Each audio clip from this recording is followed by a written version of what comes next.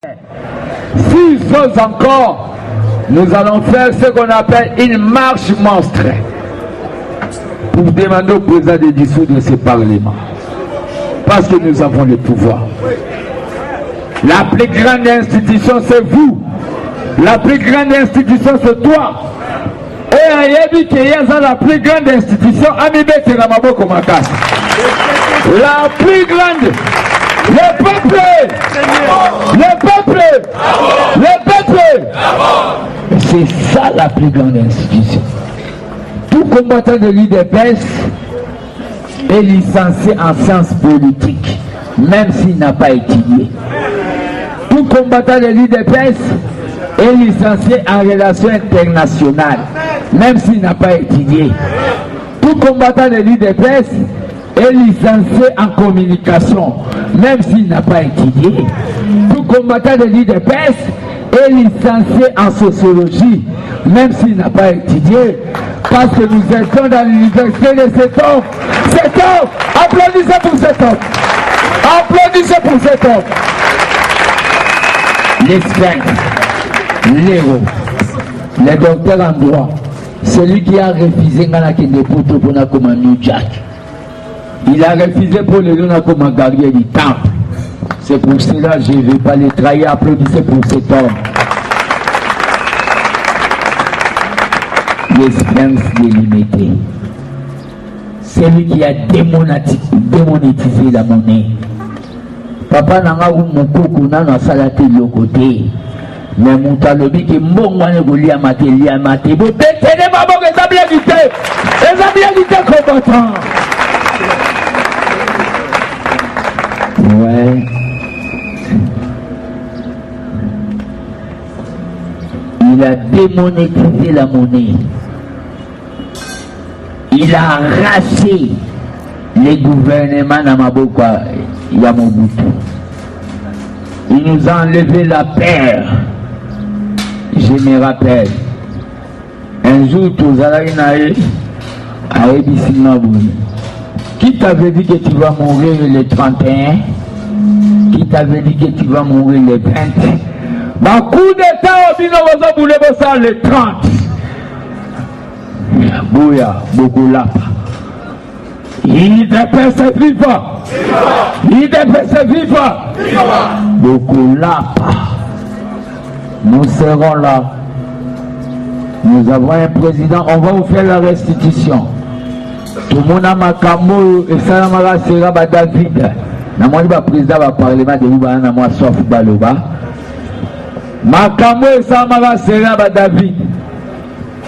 Le président nous a remis avec Dieu. Il nous a restauré. Tout ça qui n'a pris ma cour. Tout ça qui n'a formation. Makenda qui Genève. Pour basala la blague. Mon toit a mis sur mon limo. Akomona te fatio biso toyeba ezalaka o wana bazalaki na bafayulu na Genève te matravayaki mais peuple oyo aza lelwa peuple wana telema apesa fati 24 heures a retiré signature militaire à Maboko s'il vous plaît binambe bakolo pouvoir. C'est pour cela que Zolo Babou la base de l'UDPS attend que Babimisa gouvernement. Sogi Babimisi gouvernement, Togoye ba bato bayambaka bapayanda kubawela biloko koyate. Sogi Babimisi gouvernement, nde Togoye ba ndenge tokosala. Merci beaucoup natondi bino botondi.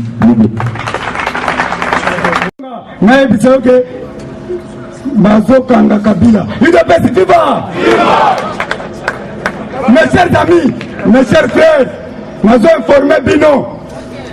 Fati Mokonzi, Fati chef de l'État. 21 coups de canon na Zambie. Betela Fati Maboko Makasi. Balobi, Fati, il est le président le plus aimé de l'Afrique centrale. Fati a commis en 3 brassards. Azali président à RDC, Azali président à l'Union africaine, Azali président consultatif de la paix, Beta Maboko Makasi. Ok, 2023-2030, Azokoma, secrétaire des Nations Unies, Beta Maboko Makasi. Lumba Lumbe! Mote Mote! Oye Koya! Tolobi Boye, mes chers amis, Boye Kanga bien. 21 coups de canon, na Zambie. Bana Zambie Bazoyemba, Fati, Papa Lobaki, Kobo Sanate, les combattants d'abord. L'IDPS viva! Nous sommes les gardiens du temple. Tobundi pendant 37 ans. Et puis, tous ceux qui ont le pouvoir, tu as 37 ans fois 2.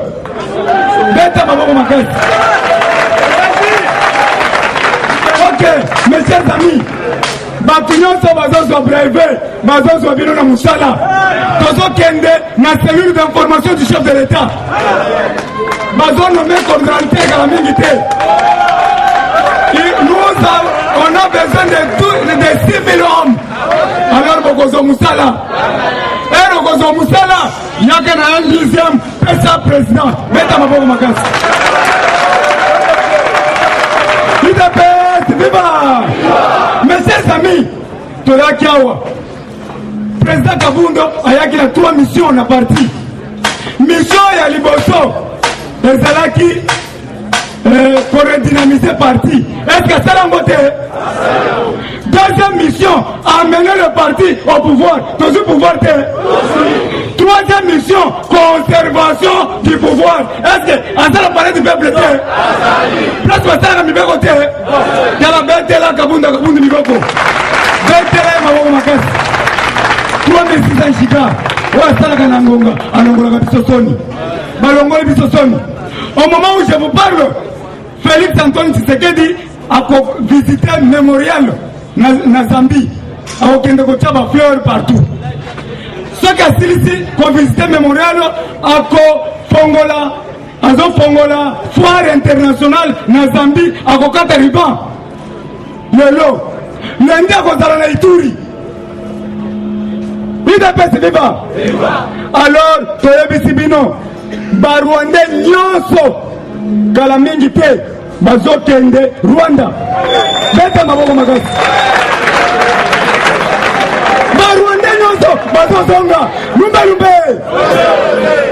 Tolobi Barwande nyonso bazosonga. To pesi deja bango, ba enveloppe na bango bazokende. Alors, Tolobi boye. Lobi samedi, mutu nyonso na ndako. Lobi samedi, mutu nyonso na ndako. Mais biso ba combattant verti tokozala na nzela tozo contrôler. Mutu nyonso na ndako. Dimanche ata marche de santé kozala te. Tobetana na maboko di. IDPS viva! Alors tokomona sikoyo lamuka baluka sutuka nguluma bakobibila wapi? IDPS viva! Au moment où je vous parle, botala na île Angola. Na île, il y a un bateau. 12 000 commandos armés jusqu'au temps. Bazo Kishasa. Au moment où je vous parle, l'IDPS, viva! Sika Nasagola. Nasagola. Naloba. Ok. 12 000 commandos à Kinshasa. Alors, Balobi, à partir de lobby, recensement Yaba Rwandais. FARDC na Moura Bakolata Tenimo. Oyo nyonso akolata tenir le contraire à sa milice à Kangama. Beta Maboko Makasi. 6 choses encore, nous allons faire ce qu'on appelle une marche monstre pour demander au président de dissoudre ce parlement. Parce que nous avons le pouvoir. La plus grande institution, c'est vous. La plus grande institution, c'est toi. Et Ayebi Keyaza, la plus grande institution, Amibete Namaboko Makasi. La plus grande. Le peuple. Le peuple. Le peuple. C'est ça la plus grande institution. Tout combattant de l'IDPS est licencié en sciences politiques, même s'il n'a pas étudié. Tout combattant de l'IDPS est licencié en relations internationales, même s'il n'a pas étudié. Tout Tout combattant de l'IDPS est licencié en communication, même s'il n'a pas étudié. Tout combattant de l'IDPS est licencié en sociologie, même s'il n'a pas étudié. Parce que nous étions dans l'université de cet homme. Cet homme, applaudissez pour cet homme. Applaudissez pour cet homme.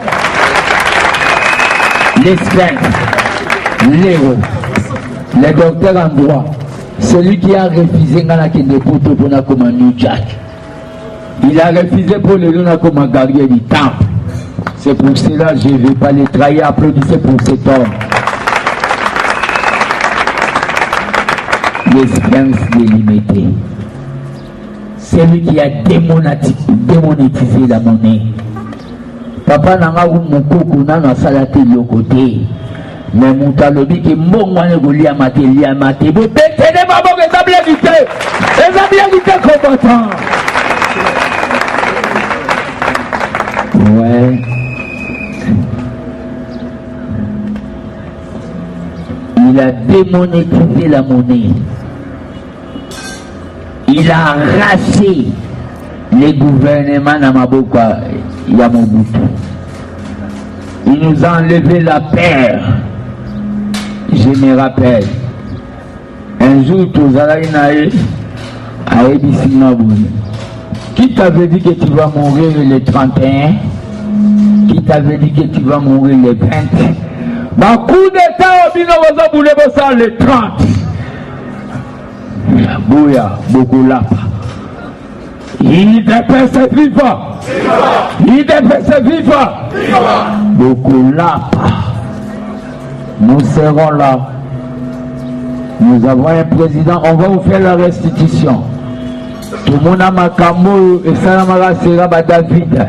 N'a pas président va parler de Uba na moi sauf Baloba. Ma camo et ça sera David. Le président nous a remis avec Dieu. Il nous a restauré. Tout ça qui n'a pris ma couille. Tout ça qui n'a formé. Makenda qui Genève. Pour basala ba blague. Moto azana miso molimo. Akomona te facho biso toyeba. Ezalaka o wana bazalaki na ba fayouli na Genève te. Ma travail qui mais peuple oyo aza les lois. Peuple wana telema après sa fatigue 24 heures à retirer signature militaire à Maboko s'il vous plaît. Binambe bakolo pouvoir. C'est pour cela que nous avons la base de l'IDPS attend que babimisa gouvernement. Ce qui babimisa gouvernement togoyeba bato bayambaka bapayanda kubawela biloko kolia te. Soki babimisi gouvernement nde tokoyeba ndenge tokosala. Merci beaucoup natondi bino botondi.